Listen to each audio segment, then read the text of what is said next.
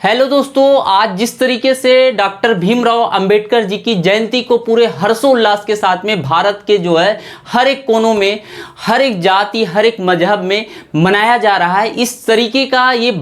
प्यार देख करके, इस तरीके का जो है उनके प्रति विश्वास, उनको सम्मान देख करके बहुत अच्छा लग रहा है। देखिए, डॉक्टर भीमराव अंबेडकर जी ने क्यों ना उनके बारे में लोग सही सोचे, क्यों ना उन्होंने हर तरीके से हर एक समाज के लिए उन्होंने काम किया है। हालांकि उन्होंने दलितों के लिए जो एक अलग से मिसाल उन्होंने बनाई है वो शायद बहुत ज़्यादा कहीं ना कहीं सराहनीय है। जिस कास्ट को एक बुरी नज़रों से देखा जाता है, जिस कास्ट को बहुत नीच जाति, मतलब नीच जो है वहाँ पे जाति के अंतर्गत रखते हुए उन्हें एक अलग ही तवज्जो दिया जाता था, एक अलग उन्हें स्थान दिया जाता था, उन्हें बढ़ा करके, उन्हें आगे ला करके उनके हक और अधिकार के लिए जो उन्होंने काम किया है वो शायद बहुत ही सराहनीय और बहुत ही एक अच्छा काम उन्होंने किया था। लेकिन उन्होंने सिर्फ दलितों के लिए ही नहीं काम किया था, दलितों, वंचितों, देश के सभी अपने देश के सभी जाति बिरादरों के लिए काम किया था, चाहे वो छोटी हो या बड़ी जाति हो। उन्होंने देश के लिए संविधान बना डाला।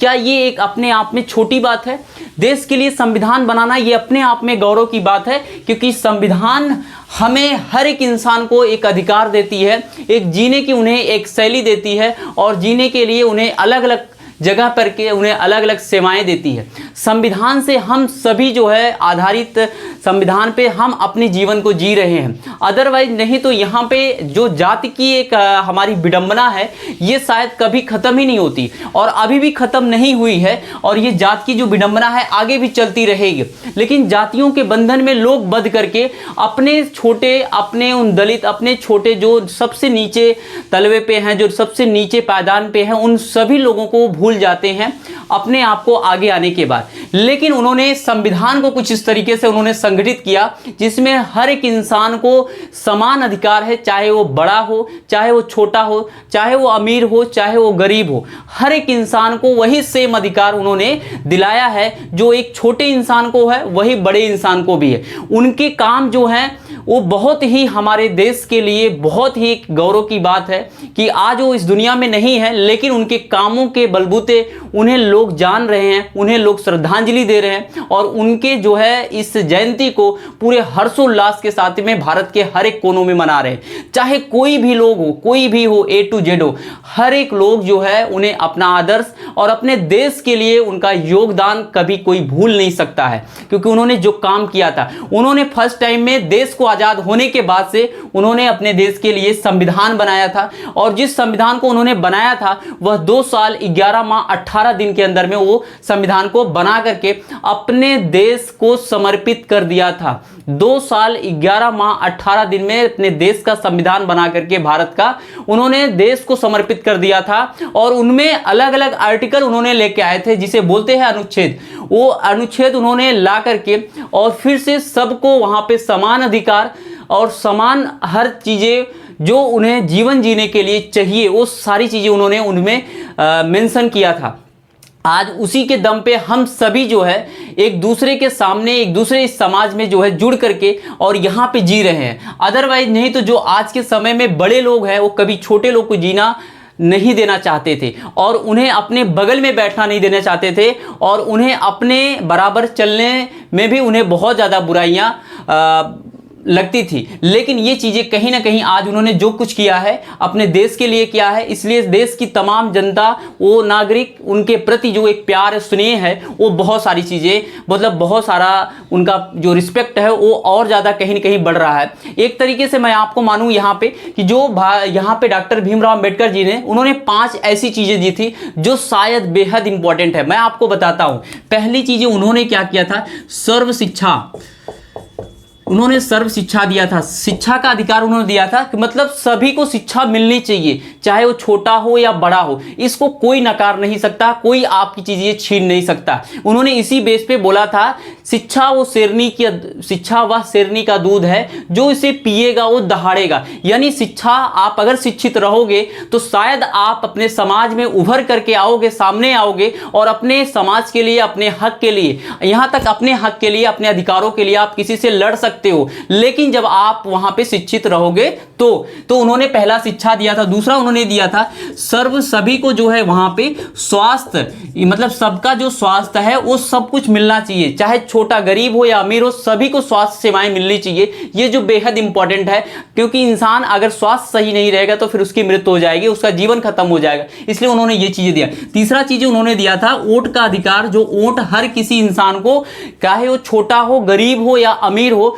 हर एक इंसान जो है वोट दे सकता है, और उसकी वोट की कीमत बस यही फिंगर होता है कि एक फिंगर से उसे देना होता है। ठीक है, एक वोट की कीमत बहुत होती है, जो हमारे पूरे देश की जो सरकार है या प्रदेश की सरकार है, उन सभी सरकार को बना या बिगाड़ सकता है। इस तरीके से उन्होंने वोट दिया था। चौथा नंबर उन्होंने दिया था कि जो है हर एक इंसान को, हर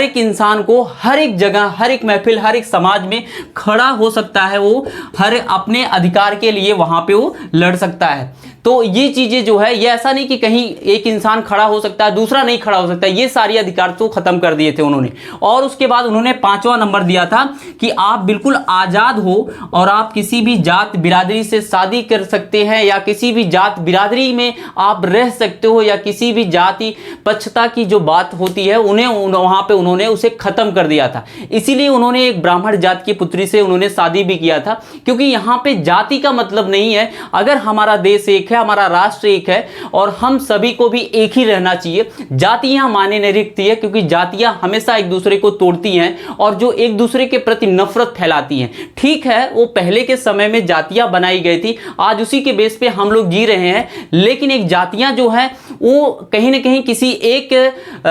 जो है वहां पे किसी षड्यंत्र का जो है वहां पे एक माध्यम ना बने, किसी का एक हथियार ना बने, कि नहीं एक जाति के नाते अगर किसी के अंदर विद्रोह की भावना उठती है, ये शायद हमारे राष्ट्र के लिए, नेशन के लिए गलत होता है। तो यहां पे उन्होंने ये चीजें की थी कि आप आजाद हो अपनी किसी भी अधिकार या किसी भी चीजों से लड़ने के लिए, या उसे पाने के लिए, या किसी भी इंसान से शादी करने के लिए, या किसी भी कास्ट में मैरिज वहां पे करने के लिए, या उसके अलावा भी तमाम प्रकार की वो चीजें होती हैं जो समाज में एक इंसान दूसरे इंसान से कर सकता है, या बैठ सकता है, या उस समाज में मिलजुल के रह सकता है। तो यह 5 चीजें जो मैंने आपको बताया, ये बेहद इंपॉर्टेंट था, जो वहां पे डॉक्टर भीमराव अंबेडकर जी ने दिया था। दोस्तों, इनका योगदान जो है बहुत ही महत्वपूर्ण है। अगर मैं आपको उनके बारे में बताऊं, शायद कई घंटे बीत जाएंगे, लेकिन मैं ज्यादा कुछ नहीं बता करके, बहुत सारी चीजें मैं छोड़ करके आपको बस इतना बताऊंगा, जो इनके अधिकार हैं, जो इन्होंने दिया है मुझे, वो शायद